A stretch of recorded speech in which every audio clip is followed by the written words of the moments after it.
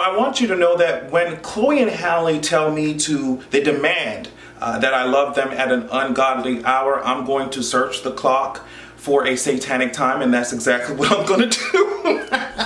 Give me your wig, give me your wig, 'cause it seems like you are through with it. As usual, you already know that I'm gonna plug it in. Make sure that you're going to patreon.com/AdrianExpression. Make sure you check out the latest episode of my podcast that I put up there. The episode is entitled, They Snatched Them Statues Up. Them girls are mad about it. Honestly, they should have been more mad at the fact that they're trying to immortalize slavers. But what else do we expect at this point? Also, we are nearing our next patron subscriber goal. When I get there, I promised that I would release a section of the sequels to my, Zeraxia series. I'm still writing that. We are nearing our goal more quickly than I expected, so I'm over here like, okay. But go there and check it out. Always a lot of fun. Patrons always have a good time, especially on the podcast episodes, which are released every Tuesday. Just wake your ass up and press subscribe, honey. Now, it's the weekend, so this video is probably not going to be too long. It's not going to be weighed down with a whole bunch of heavy ass topics. And I always say this and end up running my mouth for 20 goddamn minutes, but here we go. I'm going to touch on just a few things before we dive into Chloe and Halle, the musical masterpiece, the meals of food that were just overflowing with talent that they served us. I'm gonna get to it, but let's touch on a few things that you may not know about. Everyone, I want you to say hello to Ray Ciccarelli, okay? Ray Ciccarelli is a NASCAR driver. That's all you need to know for right now, because I'm gonna read you something that NASCAR said, okay? NASCAR said, the presence of the Confederate flag at NASCAR events runs contrary to our commitment to providing a welcoming and inclusive environment for all fans, our competitors, and our industry. Bringing people together around a love for racing and the community that it creates is what makes our fans and sports special. The display of the Confederate flag will be prohibited from all NASCAR events and properties, right? So I knew that as soon as NASCAR said this, their whole base of fans, almost every single one of their ass would be like, this is not sitting right with my spirit. I came here to flash this loser ass flag and watch some cars roll around the track, for hours and hours on end. So like I said, Mr. Ray here, he's a NASCAR driver, and he had a response to what NASCAR said. He said, one of the sentences was, I could care less about the Confederate flag, but there are people that do, and it does not make them a racist. So it's just like, wow. And he really thinks that NASCAR is gonna miss him when these were his stats. I don't know much about algebra, but I know 0 + 0 = 0, girl. Like, it's hilarious to me that he was as successful driving that car for NASCAR as I was driving my own car for NASCAR. I don't drive for NASCAR. How is it that me pressing the gas and going to like Publix or some shit, it amounted to the same result, it amounted to the same conclusion as you driving for NASCAR? Sis, you literally got in your car, drove around the block, and came home.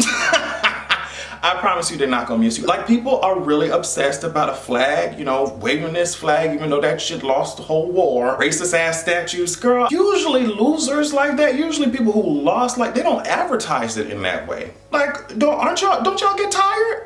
Y'all don't get tired? Okay, so really quickly, there have been a whole lot of Karens that have been coming out the woodwork, but I thought this one in particular was very hilarious. Apparently, this black woman passed by Miss Karen on the left side, and maybe she had a problem with it. Apparently, she rolled down the window of that Ford and called Miss Mama's a whole ass N-word, right? After that, I guess Miss Karen drove her ass to the police department and was gonna file a report. I'm wondering, what report are you gonna file? What are you gonna say? You guys call each other that all the time. Shut the fuck up!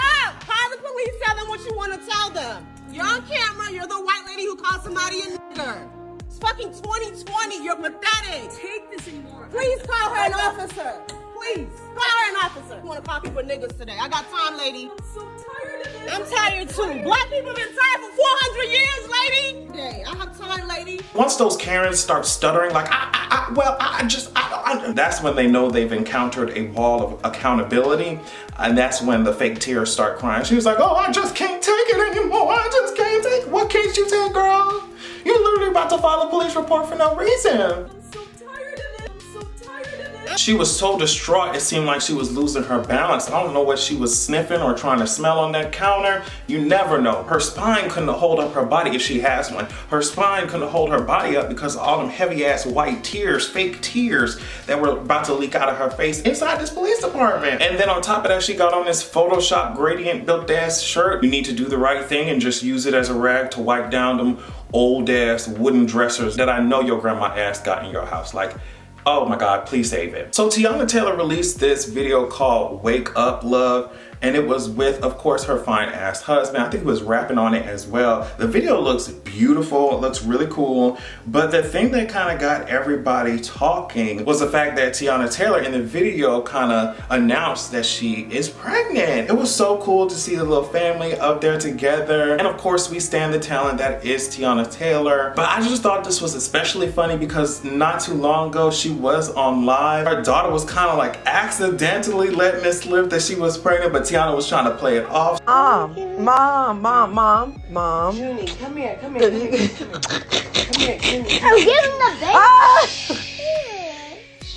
Junie. No, Junie. So now that we have the full picture, it's just really funny to think about how she was like trying not to let the news slip out on that live stream, even though her daughter was just like giving information. She was like trying to speak over her like, girl, what are you talking about? So yeah, congratulations to that beautiful ass family. So when I think about Chloe and Halle, I think immediately about their last album and how I was going through so much mental stuff that was one of the only pieces of art, of music that grounded me. Literally, I don't even know what to call what I was going through. I don't know if it's death anxiety or I was having an existential crisis. I don't know what it was, but the kids are all right. I don't know what type of magic they put in there. We already know Miss Mama's Halle. She's gonna be the Little Mermaid, so maybe she stole somebody's trident. Maybe she stole a couple of Ursula's potions and put, you know what I mean? Put that shit in the album, but it was just so musically great and solid and emotionally moving. So before this album came out and you know there was news of them working on music, I'm like,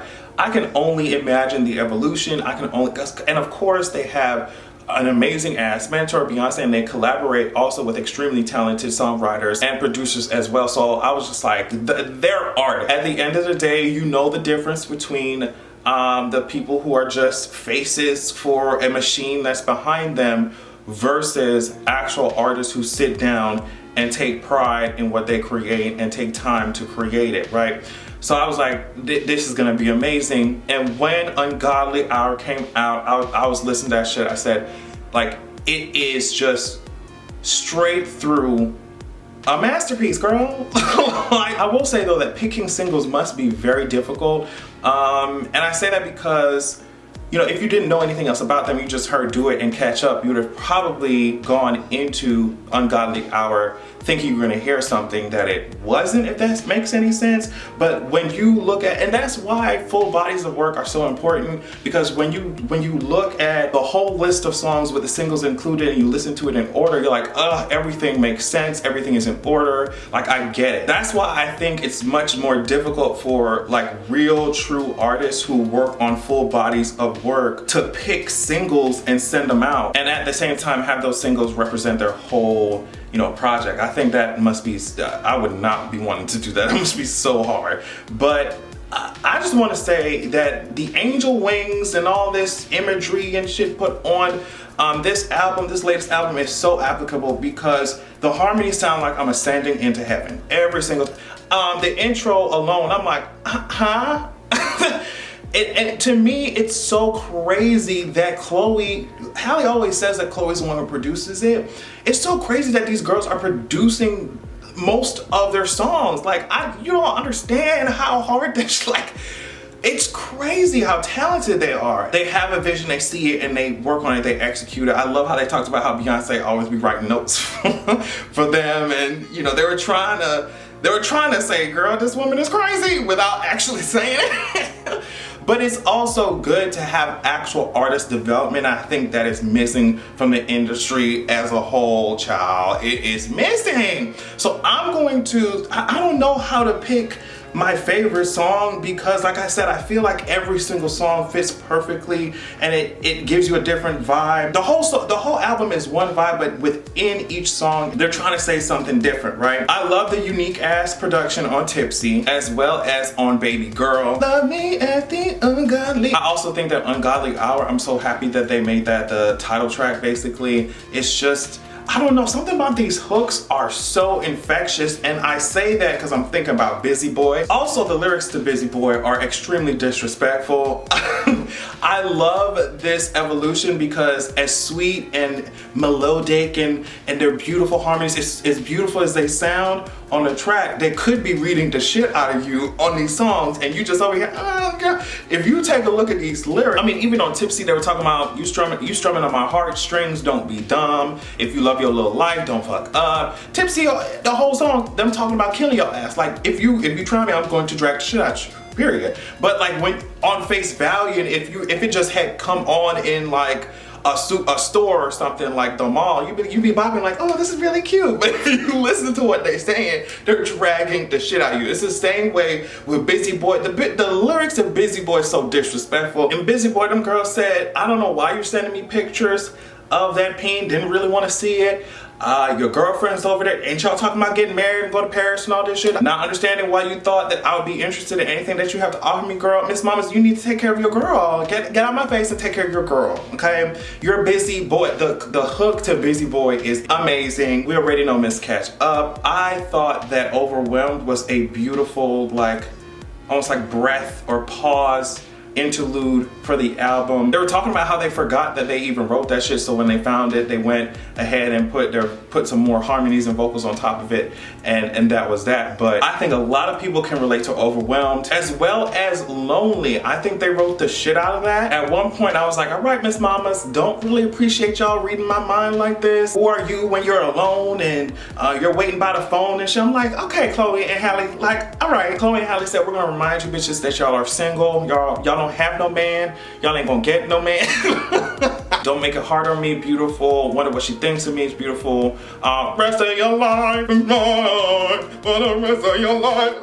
Like I said on Twitter, as soon as that song started playing, I'm like, oh, this shit finna go off. I am so upset that Miss Rona continues to place her foot on my club going ass neck. I'm so, get this virus out of here. I'm ready to shake my ass. Can you imagine? We have all this beautiful ass music and we cannot shake our ass to in the club. I'm so disappointed.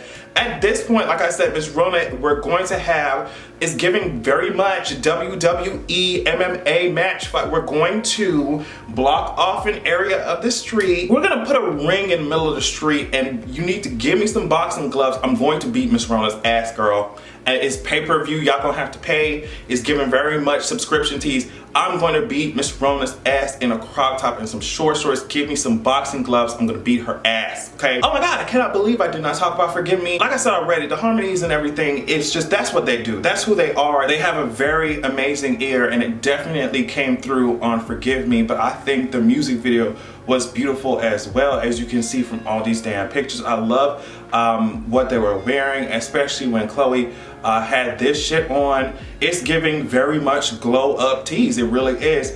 I am extremely proud of them. I think it has a special place in my heart just because I've seen the whole process. Like, I've seen them come from YouTube and then Beyonce noticed them, and then of course they kept releasing music, they kept going on these different TV shows, securing the bag. It's just cool to see real artists, like true artists, evolve, and you know, it makes you wonder what the next step is going to be. And when it's authentic, it doesn't have to be rushed, it doesn't have to be like some facade or something real phony, or it's just an expression of who they already are. And I think a lot of that is missing from the music industry in general. So yeah, that's it. I think I'm done yapping. Make sure, like I said, you go to patreon.com/AdrianExpression, and if not anything else, make sure you check out my weekly podcast episodes that come out on Tuesday. You'll definitely enjoy the content coming early and all the extra stuff and all the writing and stuff that I put up on there. Thanks to those of you who have signed up, who have been signed up. It really does mean the world. I love you so much, and make sure that you have a good goddamn evening.